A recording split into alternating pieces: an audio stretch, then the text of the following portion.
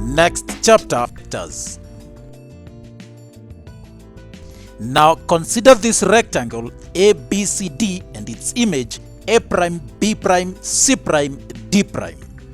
In this example, the rectangle has been translated or moved. Or we can say that the vertices of the rectangle A, B, C, and D have been translated, moved, or slid to the points A', B', C', and D'. The image has been moved up and to the right. When an object is translated, each point on the object moves the same distance and in the same direction. Therefore, we can describe a translation only if we know the distances moved and the direction of motion. In this case, each point was moved 9 places to the right and 4 places up. A quantity that describes the distance and direction of motion is called a displacement vector, or simply a vector. The distance moved is the length of the vector and it's called the magnitude of the vector. Examples of vector quantities include velocity, acceleration, and force.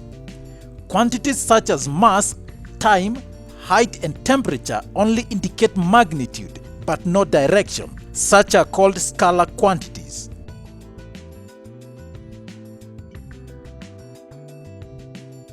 A vector is represented by a directed line as shown on your screen.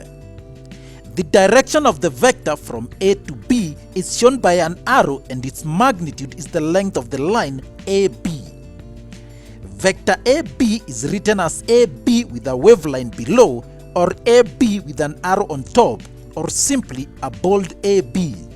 Its magnitude is denoted by AB with a waveline below and 2 vertical lines. A is the initial point, sometimes called the tail, and B is the terminal point, called the head of the vector. Sometimes a vector can be denoted by a single small letter as shown on your screen. In printed work, vectors are denoted by bold letters. When writing these vectors, you will use the common notation AB with a waveline, or simply a small a with a waveline below. Equivalent vectors. Now vectors are equal if they have the same magnitude and same direction. In these examples, vector PQ is equal to vector RS. Vector A is equal to vector B. Also notice that vectors P and R have the same magnitude but opposite directions. We say that vector P is equal to minus vector R.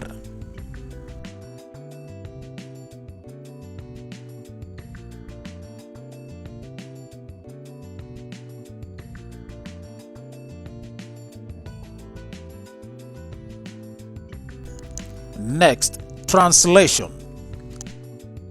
A translation is a transformation that moves an object from one place to another without turning it or changing its size or shape. Translation is done using what we call column vectors on a grid. Column vectors tell us exactly how the object needs to move. It is exactly like normal coordinates where we have an x and y coordinate. The top number is the x coordinate and the bottom number is the y coordinate.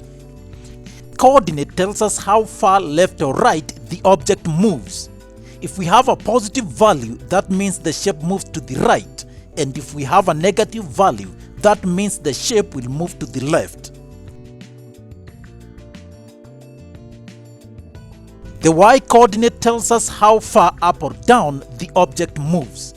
A positive number means the shape moves up, and a negative number means a downward movement. Notice that the figures do not change in their shape or size.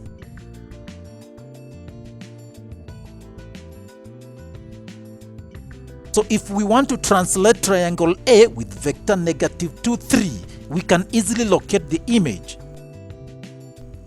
A quick way is to pick a single point on the shape, like this, and we use it as our starting point. we look at the x-coordinate to see how far right or left we have to move. And then we look at the y-coordinate to see how far up or down we have to move. In this case, we move 2 steps leftwards and then 3 steps upwards. And that's where our point will be. Now we can draw our original shape around this point because the size does not change and neither does the shape. Translations can also be done by calculation. All we need to do is to add the translation vector to the coordinates of the points given. For example, triangle PQR with coordinates P minus 2, 1, Q minus 3, 2, and R minus 3, 4 undergoes a translation with vector 3, 2. Find the coordinates of its image. We simply work. P plus the translation vector will give us P prime, the image of P. Then we write the coordinates as column vectors and add them. Minus 2, 1 plus 3, 2 will give us minus 2 plus 3 is equal to 1.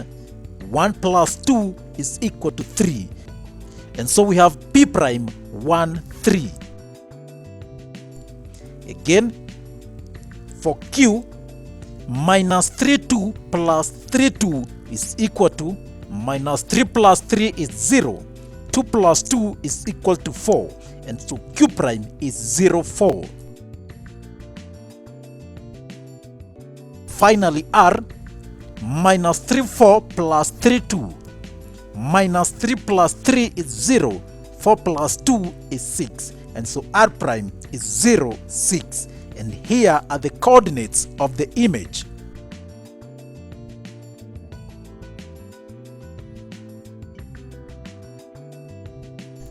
Given an object and its image, we can find the translation vector. Shapes A and B are identical. Describe the translation of shape A to B. What we do is pick a single point again and then track how far down it has moved to shape B.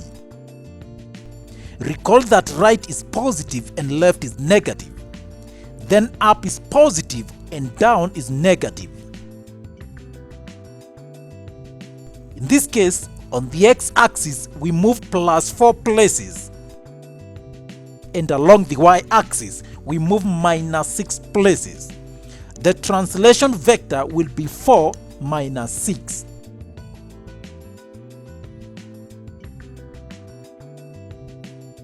Using calculations, we can also find the translation vectors. For example, a point B 5 minus 7 is mapped onto B prime negative 3, 5 under a translation T. Find the vector T. So we know that B plus translation vector T is equal to B prime, and therefore T is equal to B prime minus B. Let's give T the coordinates xy, and so xy is equal to minus 3, 5 minus 5 minus 7. Minus 3 minus 5 is minus 8. 5 minus minus 7 is equal to 12, and therefore the vector is minus 8, 12.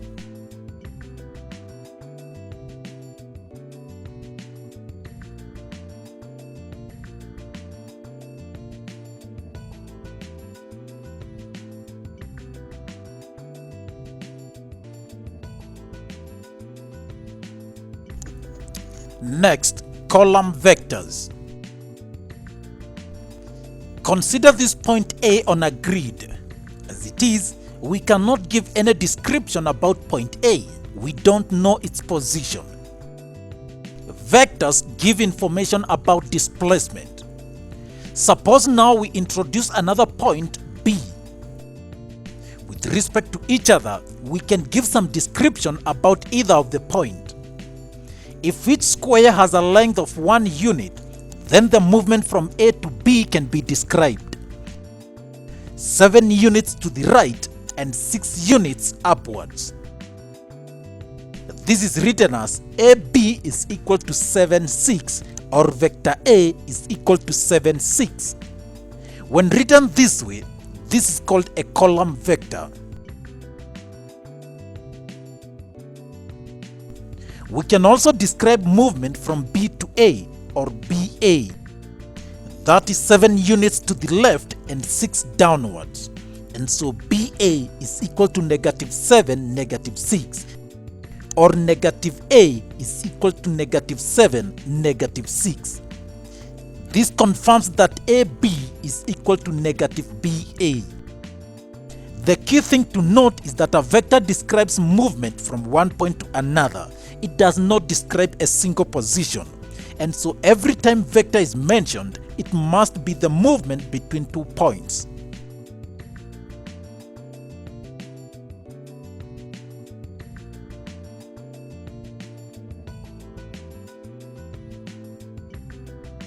Position vectors. Consider the same point A alone in this grid. Can you describe it now? Yes, you can give its position as 2, 1. But how comes yet we only have one point? Actually, we have another point, the origin O with coordinates 0, 0. Notice also, when we write A, 2, 1, this is the position of A and not a vector. And most important, this position is measured from O. If you want to write the vector, you do as we did with A and B. From O, we go 2 points to the right and 1 point upwards. The column vector is written as OA is equal to 2, 1. When a column vector originates from the origin O, it is called a position vector. If we now brought B, we can find its position vector, 9 places to the right and 7 places upwards. As position vector, OB is equal to 9, 7. In summary, A, 2, 1 and B, 9, 7 are points. AB is equal to 7, 6 is a column vector.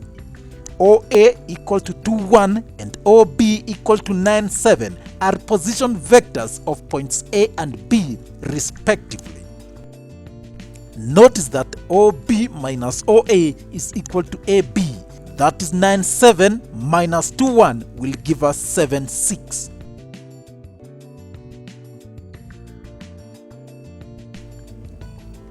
An example, if OP is equal to 3, 4 and OQ is equal to -5, 1, find A, the coordinates of P and Q, and B, the column vector PQ. In the solution, OP and OQ are position vectors of points P and Q respectively, and so their coordinates are rather direct. P is 3, 4 and Q -5, 1. B, column vector PQ. Now PQ is equal to OQ minus OP, or simply Q minus P, -5, 1 minus 3, 4. That gives us -5 minus 3 is equal to -8. 1 minus 4 is equal to -3.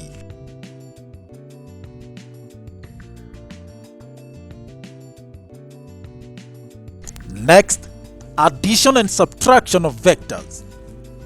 When adding or subtracting vectors, we simply add or subtract the corresponding values.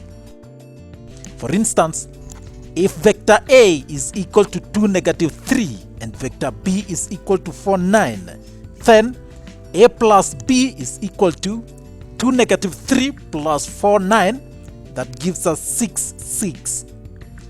B minus A is equal to 4, 9 minus 2 minus 3. That gives us 4 minus 2 is 2. 9 minus -3 is 12.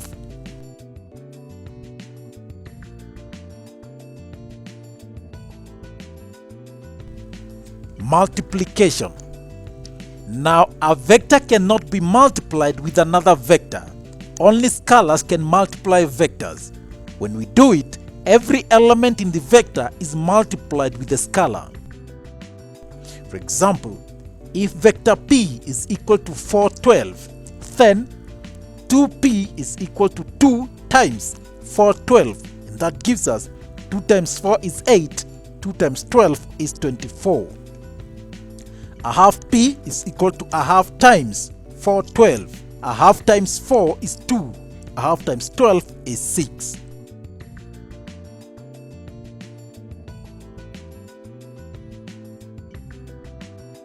Next, resultant vector. Now consider a displacement from A to B and then to C. This movement can be described as AB plus BC. A resultant vector only describes the final point with respect to the initial point and completely disregards the path taken. In this case, the resultant vector will be AC or vector C. And so we say AB plus BC is equal to AC, or vector A plus vector B is equal to vector C. This is not just theoretical, it is true indeed, and we can prove it. Let us give the coordinates of these 3 points. A is 2, 1, B 4, 4, and C 12, 5. In position vectors, OA is equal to 2, 1, OB is equal to 4, 4, and OC is equal to 12, 5. We can prove that AB plus BC is equal to AC. AB is equal to OB minus OA, that is 4, 4 minus 2, 1, and that will give us 2, 3. Therefore, AB is equal to 2, 3. BC is equal to OC minus OB. 12, 5 minus 4, 4 will give us 8, 1. Therefore, BC is equal to 8, 1. AC is equal to OC minus OA. 12, 5 minus 2, 1 will give us 10, 4. Now we add AB plus BC. 2, 3 plus 8, 1 will give us 10, 4, which is also AC. And so it's true that vector A plus vector B is equal to vector C, or AB plus BC is equal to AC.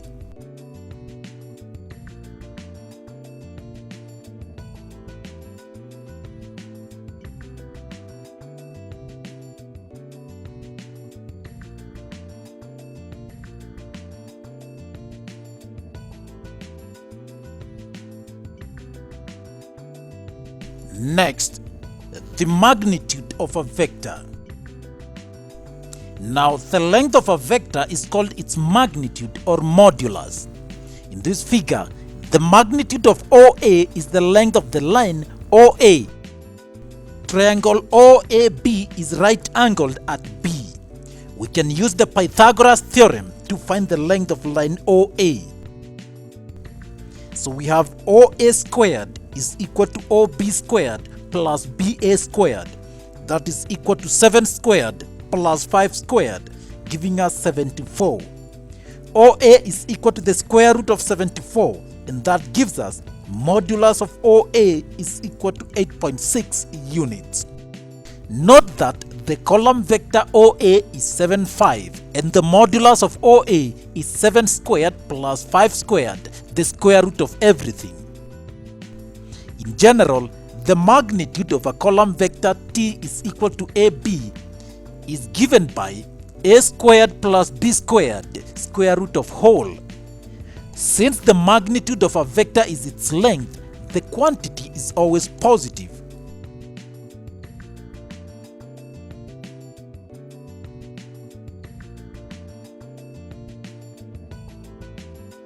For example, given that P is equal to 2, 3 and Q is equal to 5, negative 4, determine A, the modulus of vector P plus the modulus of vector Q, and B, the modulus of vector P plus Q. In the solution, The modulus of P is equal to 2 squared plus 3 squared, the square root of whole. That gives us the square root of 13 and is equal to 3.606. The modulus of vector Q is equal to 5 squared plus minus 4 squared, the square root of whole. That gives us 25 plus 16, which is the square root of 41, and that is equal to 4.403. The sum of the two magnitudes, 3.606 plus 4.403, will give us 8.009. And B, we first add vector P plus vector Q and then find the modulus of the sum. 3 plus 5 minus 4 will give us 7 minus 1. The modulus of that, 7 squared plus minus 1 squared, will give us the square root of 50. That is equal to 7.071 units.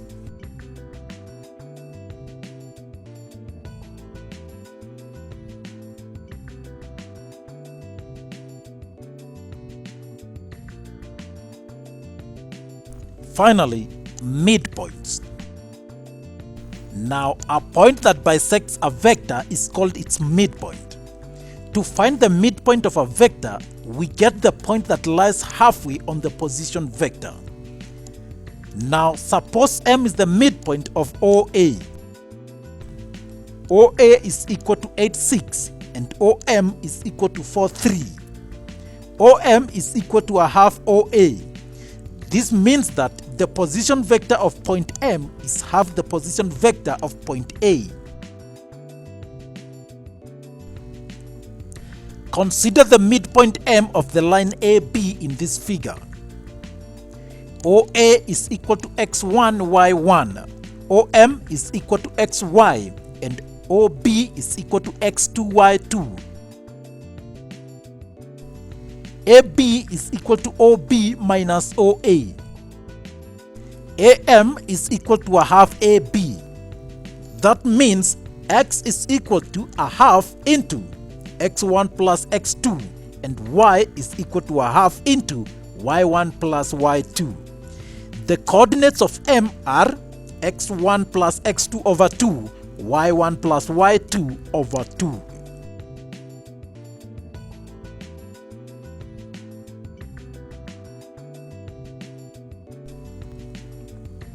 Let's take an example.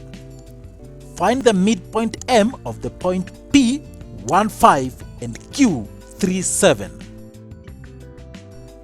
Now solution, x1 is equal to 1, y1 is equal to 5, x2 is equal to 3 and y2 is equal to 7. The coordinates of M are 1 plus 3 over 2, 5 plus 7 over 2. That gives us M 26.